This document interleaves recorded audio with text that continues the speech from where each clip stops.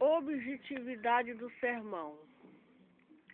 Uma boa mensagem objetiva desde o começo até o fim, ou seja, um bom sermão obedece um tema desde a introdução até a conclusão. Podemos esboçar essa objetividade com a seguinte ilustração. Certa senhora possui um passarinho de estimação e um gado travesso está prestes a pegá-lo. Seu filho vê a cena e lhe transmite o fato com as seguintes palavras: mamãe,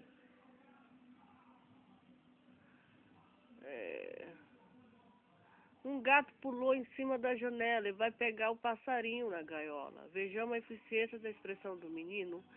Atraiu a atenção da mãe para aquilo que estava falando. Levou a mãe a tomar uma atitude, no caso, em defesa do pássaro. Falou pouco, mas falou objetivamente.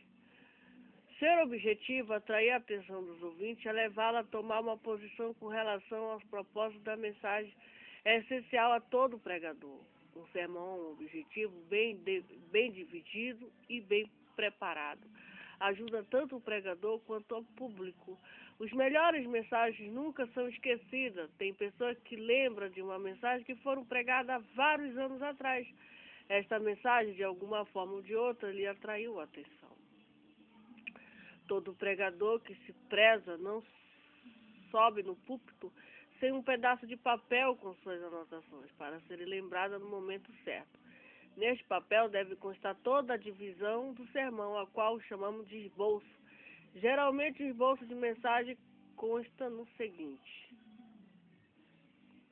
título, texto, introdução, proposição, sentença interrogativa, sentença da transição, primeiro subtítulo, primeira subdivisão, segunda subdivisão, sentença de transição, segundo subtítulo, primeira subdivisão, segunda subdivisão, sentença de transição, terceiro subtítulo, primeira subdivisão, segunda subdivisão. Sentença de transição, conclusão, observação. A quantidade de subtítulos vai depender exclusivamente da mensagem do pregador. Por uma mensagem pode ter tanto um subtítulo quanto vários, 2 ou 3, 4, etc. Título. O pregador não deve se preocupar com o título no início do preparo do seu sermão, pois geralmente o título, assim como a introdução, é um dos últimos itens a ser preparados. Característica do título. O título deve ser interessante e atraente, a fim de despertar a atenção dos ouvintes. Para ser interessante, ele deve relacionar essas situações específicas às necessidades das pessoas que ouvem o sermão. O título deve ter relação com o tema do sermão ou contexto bíblico. O título deve ser decente e digno, deve ser evitado títulos rudes que ofendem e causa apatia. O título deve ser preferivelmente breve. O título pode ser uma citação breve de um texto bíblico. Uma vez que o texto na mão, é evidente que se terá de falar sobre um determinado assunto. E se já sabemos sobre o que vamos falar, então é necessário que se dê um título ao assunto proposto. O público precisa saber sobre o que vai ouvir.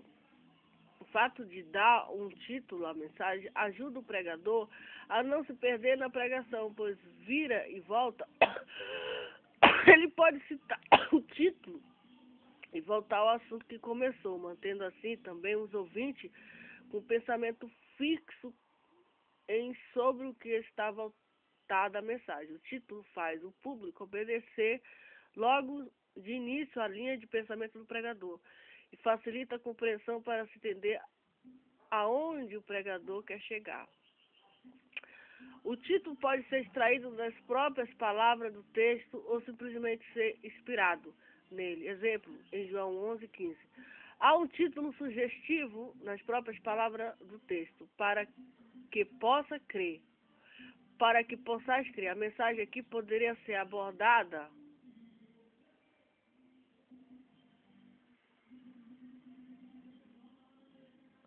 mas eu não estou mais na mensagem. Eu estou em homilética agora.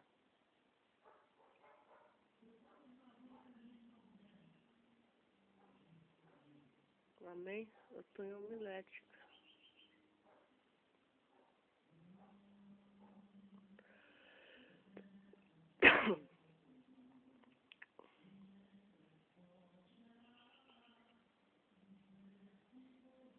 Precisa saber o que vai ouvir. O fato de se dar um título à mensagem ajuda o pregador a não se perder na pregação, pois vira e volta ele pode citar o título e voltar ao assunto que começou, mantendo assim também os ouvintes com um pensamento fixo e sobre o que está voltado à mensagem.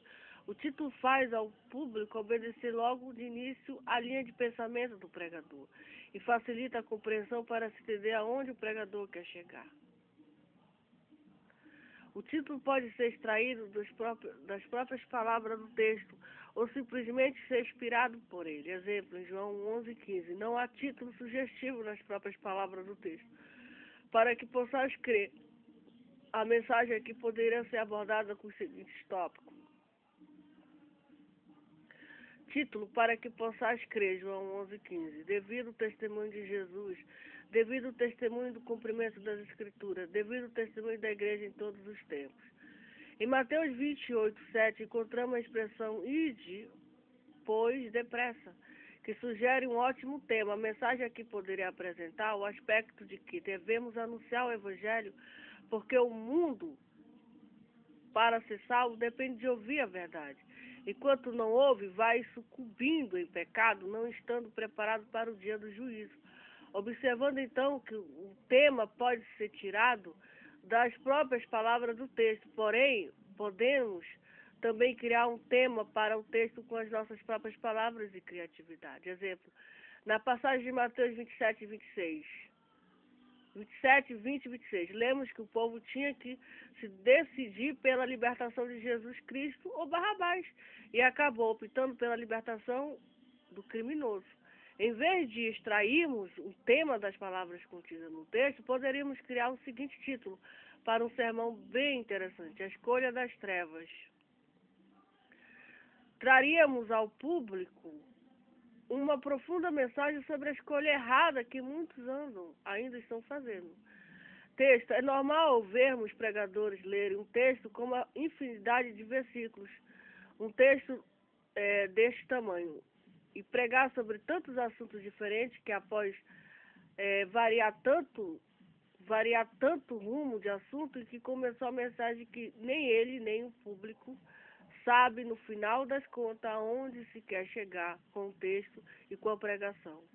Uma pregação cheia de variações de assuntos não deixa o público captar uma linha de pensamento dentro da mensagem. O erro acima é de querer um texto grande com suas variedades de assuntos. Outro tipo de erro comum é aquele cometido por certo pregador que leu os 36 versículos do capítulo 3 do Evangelho de João e em seguida disse: agora, meus irmãos, vamos falar sobre João 3,16.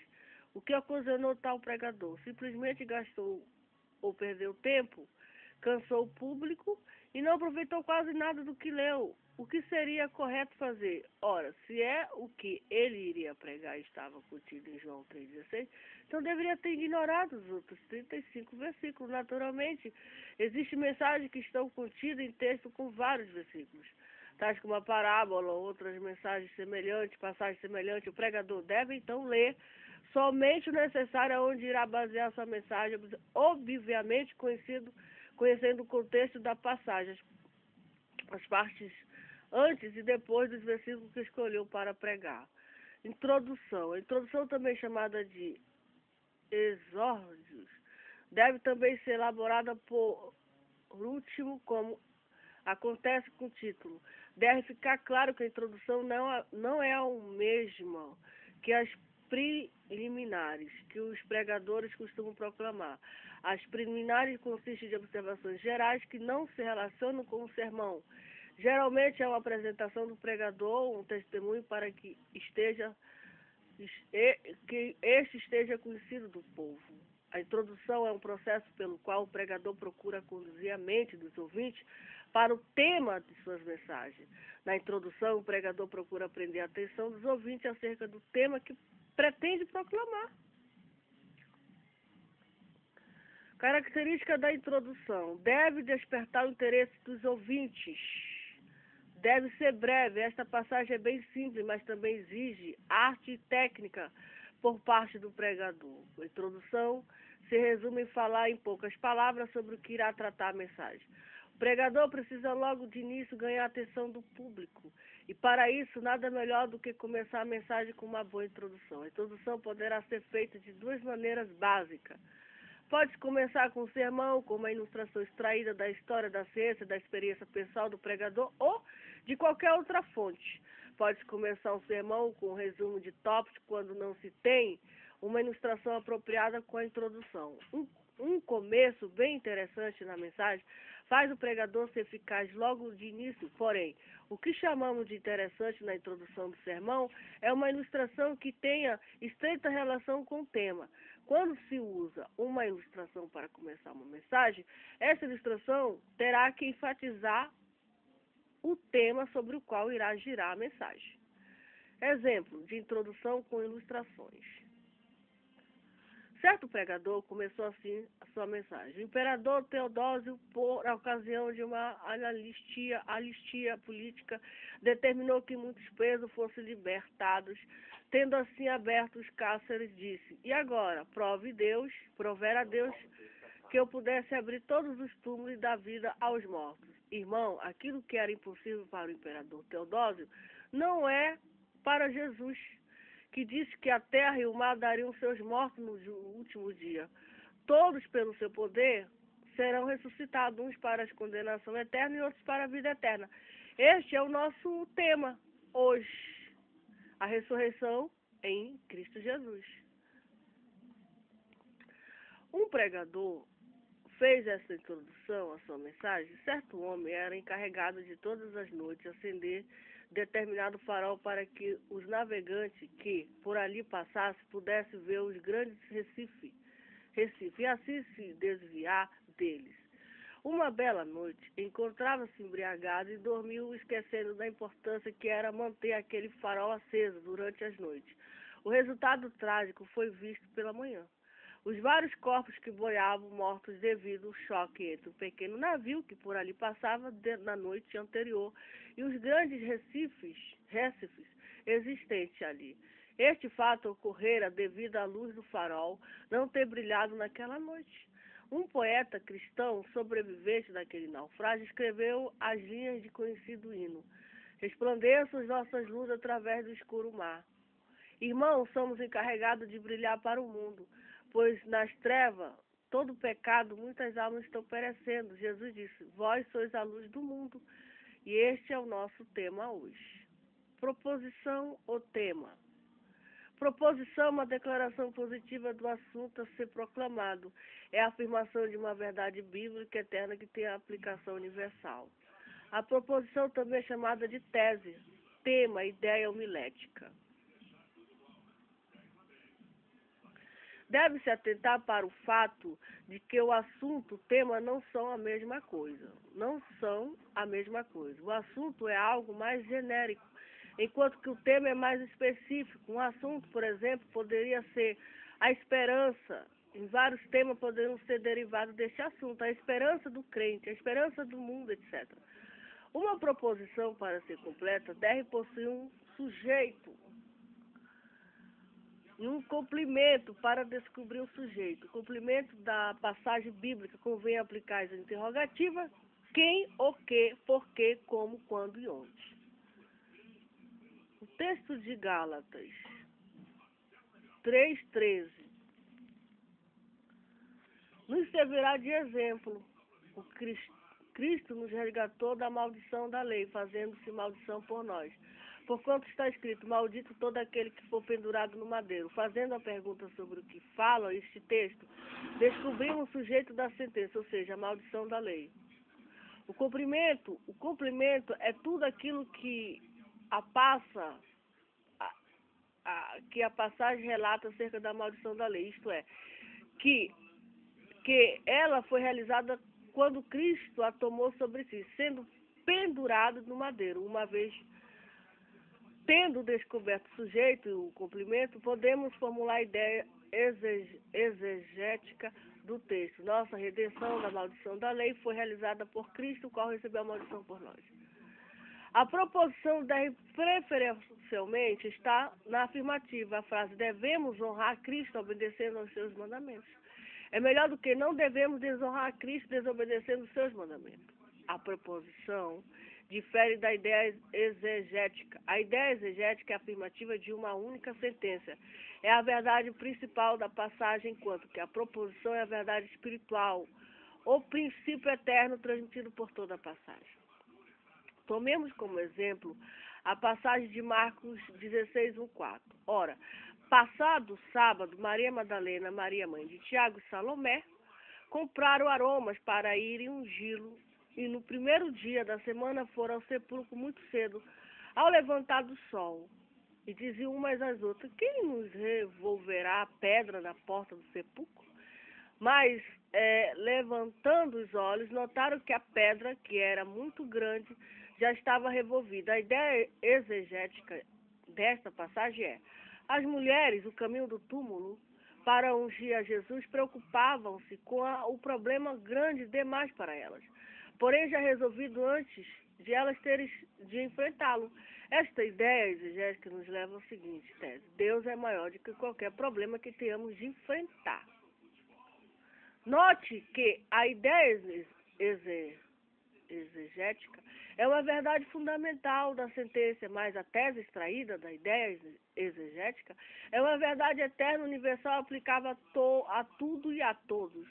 A proposição deve ser formulada no tempo presente, não deve incluir referências geográficas ou história, não deve fazer uso de nomes próprios, exceto o nome divino. Uma tese com algumas dessas características ficaria muito embaraçosa, assim como o Senhor chamou Abraão de dos caldeus para ir para uma terra que era desconhecida.